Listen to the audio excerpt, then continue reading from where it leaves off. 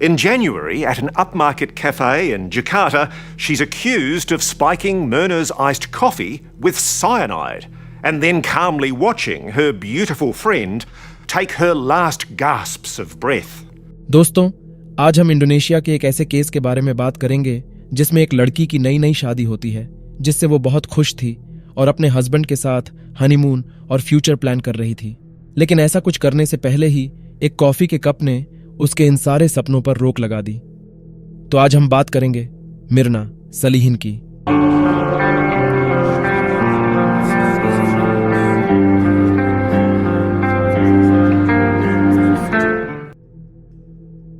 अक्टूबर 1988 Indonesia के Jakarta में मिर्ना सलीहीन का जन्म उसकी ट्विन सिस्टर सैंडी के साथ हुआ। उनका फैमिली बैकग्राउंड काफी रिच था और वे अच्छे खासे पैसे वाले थे। बाकी बच्चों की तरह उन दोनों का ही एक टिपिकल चाइल्डहुड रहा था। लेकिन मिर्ना जब थोड़ा बड़ी हुई तो उसे डिजाइनिंग में इंटरेस्ट आने लगा और उसने आगे इसी फील्ड में अपना करियर बनाने का डिसाइड किया, जिसके चलते 2007 में वो इसकी पढ़ाई करने के लिए ऑस्ट्रेलिया आ गई, जहां सिडनी के बिली ब्लू डिजाइन कॉलेज में उसने एडमिशन ले लिया। शुरुआत में एक इंटरनेशनल स्टूडेंट होने की वजह से मिर्ना को सेटल होने में थोड़ी दिक्कत हुई, पर कुछ टाइम बाद उसे अपनी ही कंट्री के कुछ लोग मिल गए, जिससे उसे अच्छी खासी कंपनी मिल गई, जिनमें सबसे पहले थी जेसिका वोंगजो, जो उसकी बेस्ट फ्रेंड बन गई थी। यहां बाद में वो हनीबून, एरीज मार्को और आरिफ से मिली, जहां आरिफ के साथ तो वो आगे चलकर एक सीरियस रिलेशनशिप में भी आ गई और वे दोनों ही एक दूसरे को बहुत पसंद करते थे और साथ में अपना फ्यूचर प्लान कर रहे थे। यहां दूसरी तरफ जेसिका का भी एक पैट्रिक नाम का बॉयफ्रेंड था, जो कि सिडनी से ही था। कुछ साल बीत जाने पर जब उनका कॉलेज खत्म हुआ तो वे सभी अलग हो गए और अपने अपने रास्तों पर निकल गए। जहां मिर्ना और बाकी लोग वापस अपनी होम कंट्री इंडोनेशिया चले गए, वहीं जेसिका ने ऑस्ट्रेलिया की परमानेंट रेजिडेंसी पाने के लिए सिडनी में ही रहने का डिसाइड किया। ग्रेजुएशन के 3 साल बाद 2014 में मिर्ना ने वापस सिडनी जाने का डिसाइड किया, अपने कॉलेज की मेमोरीज को रिफ्रेश करने और अपनी बेस्ट फ्रेंड जेसिका से मिलने के लिए। जब जेसिका को पता चला कि उसकी दोस्त इतने सालों बाद उससे मिलने आ रही है तो वो काफी खुश हुई। यहां मिर्ना का बर्थडे भी आ रहा था, तो उसने उसी दिन जेसिका के लिए एक अपर क्लास होटल में डिनर बुक किया। यहां जेसिका अपनी दोस्त से मिलने के लिए काफी एक्साइटेड थी। मिर्ना को देने के लिए उसने एक गिफ्ट भी लिया और जब वो उस होटल में पहुंची तो उसने वेटर से मिर्ना का नाम लेकर पूछा कि उसकी दोस्त ने यहां टेबल बुक किया है। तो वेटर ने उसे मिर्ना की टेबल दिखाई, जहां वो उसका वेट कर रही थी।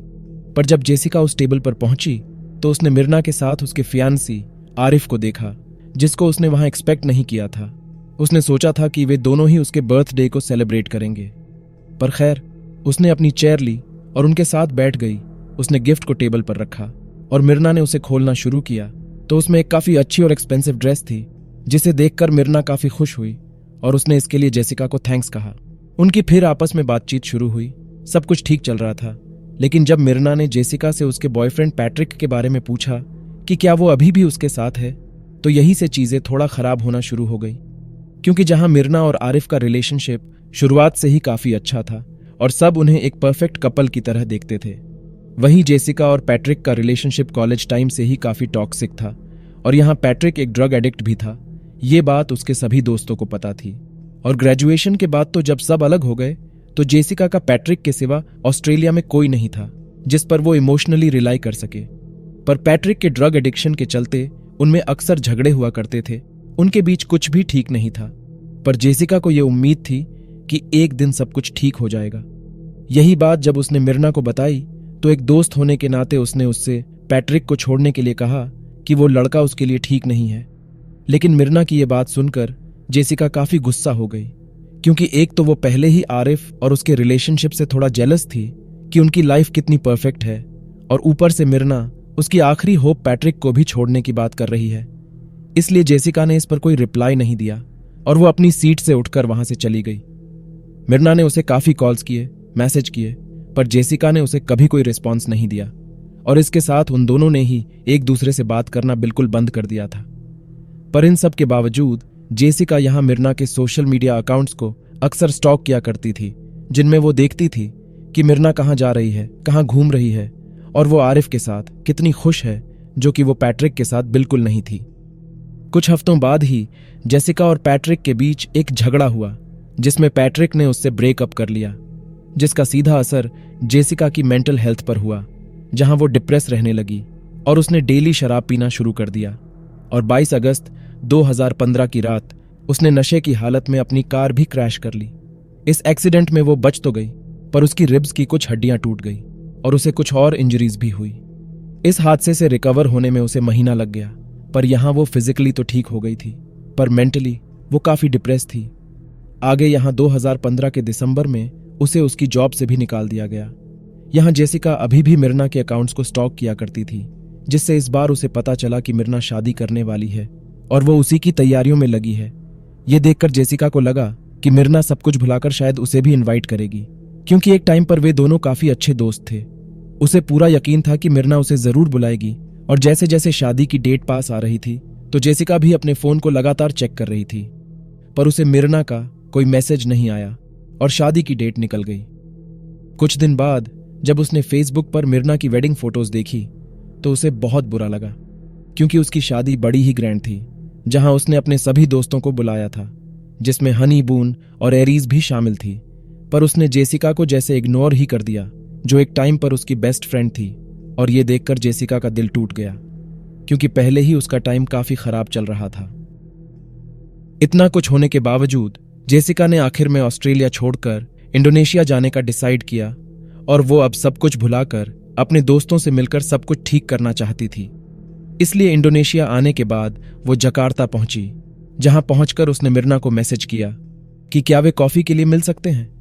मिर्ना ने जब उसका मैसेज देखा तो उसे थोड़ा अजीब लगा और वो जेसिका से अकेले नहीं मिलना चाहती थी। इस पर आरिफ ने उसे सजेस्ट किया कि वो अपनी किसी दोस्त को साथ ले जा सकती है।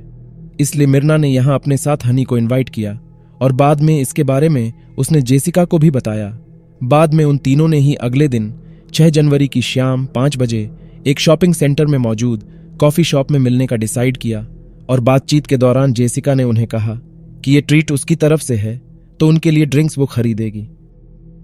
अगले दिन जेसिका उस कॉफी शॉप में सबसे पहले पहुंची, और वो भी 3:30 बजे, जो कि अजीब था क्योंकि उन्हें तो यहां 5 बजे मिलना था। वहां पहुंचकर उसने अपनी सीट ली, पर 2 मिनट बाद ही वो वहां से चली गई। कुछ 40 मिनट बाद उसने कैफे में दोबारा एंटर किया, जहां इस बार उसके हाथ में कुछ शॉपिंग बैग्स भी थे। ये बैग्स दरअसल पास ही के एक स्टोर से थे, जहां से जेसिका ने कुछ छोटी शैम्पू की बॉटल्स खरीदी थी।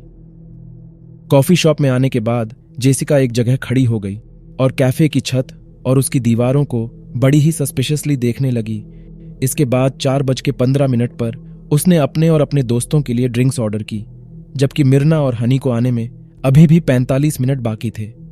जेसिका के ये सारे ही एक्शंस काफी स्ट्रेंज थे, जिनको उसने आगे भी कंटिन्यू रखा, जहां उसने ड्रिंक्स के सामने शॉपिंग बैग्स को रख दिया, मानो कि वो उनको सीसीटीवी कैमरास से छुपा रही हो। 50 मिनट बाद 5:16 पर मिर्ना और हनी फाइनली कॉफी शॉप में पहुंचते हैं। वे जेसिका से मिलकर वे उसे ग्रीट करते हैं और उससे गले मिलकर अपनी अपनी सीट्स पर बैठ जाते हैं, और बातचीत शुरू करने के साथ ही वे अपनी अपनी ड्रिंक्स भी लेते हैं। पर यहां जैसे ही मिर्ना अपनी कॉफी पीती है तो कुछ सेकंड्स बाद ही वो जोरों से खांसने लगती है। वो कंप्लेंट भी करती है कि उसकी कॉफी का टेस्ट कुछ अजीब है, और कुछ 1 मिनट के अंदर ही मिर्ना अपनी सीट पर बेहोश हो जाती है और उसके मुंह से झाग आने लगता है। ये सीन देखकर आसपास के सभी कस्टमर्स और रेस्टोरेंट का स्टाफ डर गया था, तो वे मिर्ना को चेक करने उसके पास आते हैं। यहां हनी को तो समझ ही नहीं आया कि उसकी दोस्त के साथ क्या हुआ, और जेसिका तो स्टाफ पर ही चिल्लाने लगी थी कि उन्होंने किस तरह की कॉफी बनाई है, उन्होंने उसमें क्या मिलाया है। जेसिका की यह बात सुनकर स्टाफ मिर्ना की ड्रिंक्स को चेक करने लगे। यहां सभी मिर्ना को जल्दी से पास के ही एक हॉस्पिटल में ले जाने लगे, लेकिन वहां पहुंचने से पहले ही रास्ते में मिर्ना ने दम तोड़ दिया। आरिफ को भी जब अपनी वाइफ के बारे में पता चला तो वो जल्दी से वहां पहुंचा, लेकिन तब तक बहुत देर हो चुकी थी। उस कॉफी शॉप में मिर्ना के अलावा किसी और कस्टमर के साथ ऐसा कुछ नहीं हुआ था। बाद में पुलिस ने मिर्ना के कप को फोरेंसिक एनालिसिस के लिए भेज दिया। 3 दिन बाद जब इसकी रिपोर्ट आई तो पुलिस को पता चला कि मिर्ना की ड्रिंक में साइनाइड मिला हुआ था, जो कि एक ऐसा केमिकल कंपाउंड है जो अगर किसी इंसान की बॉडी में चला जाए तो वो उसे इतनी जल्दी डैमेज करता है कि किसी की भी मौत सिर्फ कुछ मिनटों में हो सकती है। पुलिस ने जब आगे कॉफी शॉप की सीसीटीवी फुटेजेस को चेक किया तो कैफे में एंटर करने से लेकर मिर्ना की डेथ तक उसमें उन्हें जेसिका का बिहेवियर काफी स्ट्रेंज लगा, जो कि लगना भी था। और उन्होंने ये भी नोटिस किया कि जेसिका ही वो पहली थी जिसने ड्रिंक्स को लेकर स्टाफ से डिबेट की थी। और ऐसा ही कुछ बिहेवियर पुलिस ने मिर्ना के फ्यूनरल पर भी नोटिस किया, जहां जेसिका बिल्कुल ही इमोशनलेस थी।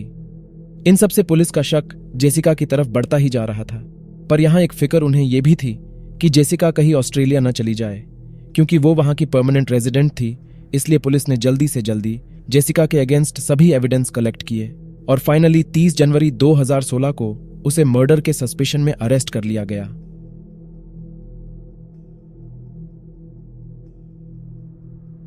जेसिका का ट्रायल 4 महीने बाद 15 जून को स्टार्ट हुआ, पर पुलिस ने इससे पहले जेसिका से रिलेटेड काफी सारी डिटेल्स इकट्ठा कर ली थी।